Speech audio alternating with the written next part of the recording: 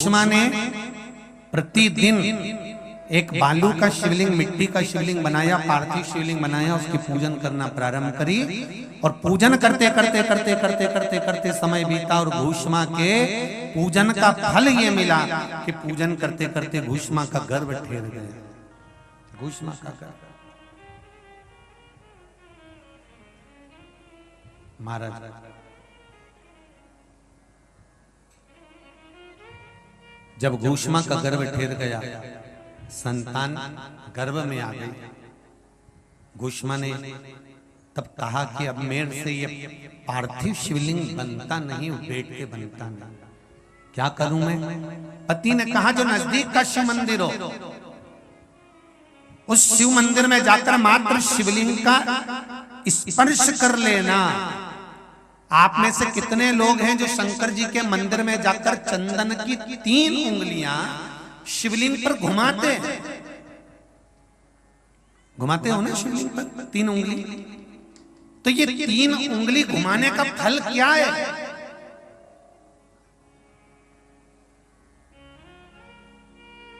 क्या फल है? इस शिवलिंग पर ये 3 उंगली घुमाई जाए तो इसका फल क्या है? तो आपको लगेगा भगवान शंकर को त्रिपुंड लगाना है। बोलो सही है गलत है?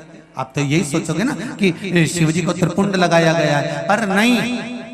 शिव महापुराण की कथा कहती है, ओम शिव महापुराण की कथा ये सागर में जो चल रही है, इसमें आप अगर विद्येश्वर संहिता को या पार्वती खंड को निकालोगे या आप स्कंद पुराण का या लिंग पुराण की कथा को उठाकर देखोगे तो उसमें वर्णन आता है जब कोई पुरुष, नारी या बच्चा अगर चंदन लेकर गया है, अष्टगंध लेकर गया है या जल चढ़ाने के बाद चंदन भी नहीं है, अष्टगंध भी नहीं है, लाल चंदन भी नहीं है और मात्र उंगली से 3 लाइन खींचता है, उसका मतलब त्रिपुंड लगाना नहीं होता। उसका मतलब होता है कि उसने एक पार्थिव शिवलिंग का निर्माण कर कर पूजन कर ली है। यह फल प्राप्त, उसका फल ये प्राप्त होता है।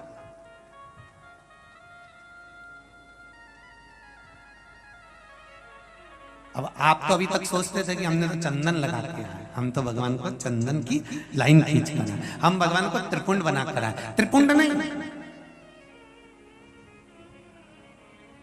भगवान शंकर को आपने त्रिपुंड लगाया वो अपनी जगह पर है, पर भगवान शंकर को जो आपने 3 लाइन खींची है, हाथ का जो स्पर्श कर कर घुमाया है, इससे पार्थिव शिवलिंग के निर्माण का फल प्राप्त हो जाता है।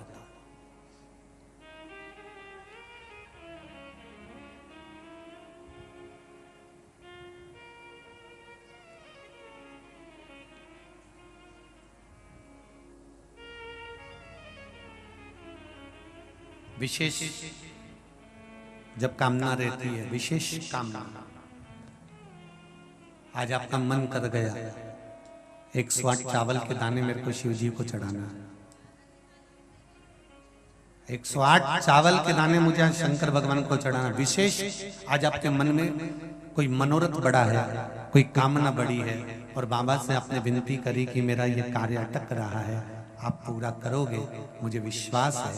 108 चावल के दाने चढ़ाना है, आपने चंदन लगाया, हाथ की हथेली पर 108 चावल के दाने जो घर से गिनकर लेकर गए हो उसको हथेली में रखा, एक एक चावल का दाना नहीं चढ़ाया, हथेली में रखकर जब विशेष कामना, जैसे किसी कर्मकांडी ब्राह्मण से पूछा जाए पूजन होने के बाद में विशेष अर्घ दिया जाता है, विशेष अर्घ,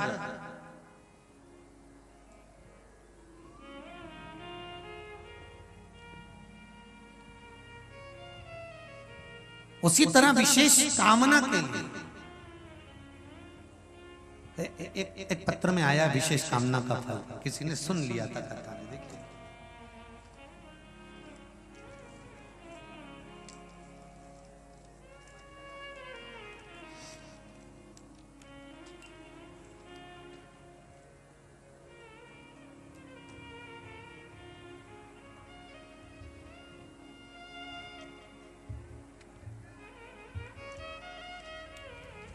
शादी की पत्रिका भी भेजी, तुम इतने सारे मत चले जाना हो। गुरुजी शिव महापुराण की कथा 4 महीने से टीवी पर सुन रही हूं, मेरे छोटे भाई की शादी 5-6 साल से नहीं हो पा रही थी, तब आपने कथा में पशुपति व्रत के बारे में बताया था, अक्षत की पूर्णता के बारे में बताया था। मैंने मेरे भाई के लिए करा और बाबा की कृपा से मेरे भाई की शादी 26 जून की है। मैं शिव बाबा को पत्रिका देने के लिए आया, निमंत्रण पत्र भी है, पत्रिका भी साथ। विशेष अर्घ की महत्वता जैसे है, उसी तरह अक्षत की महत्वता विशेष।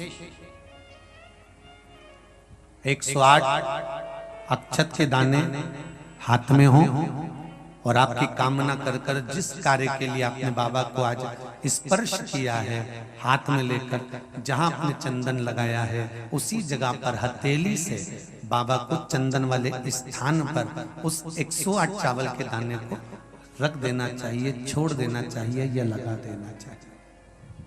विशेष अर्घ का महत्व किसी कर्मकांडी ब्राह्मण से अवश्य पूछना कि उसका फल क्या होगा। विशेष अक्षत का महत्व शिव महापुराण की कथा करते हैं। विशेष अब आपका समर्पण,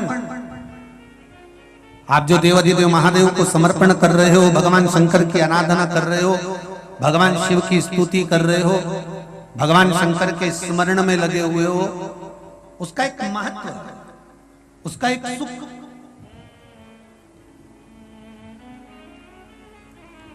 शिव पुराण कर रही है,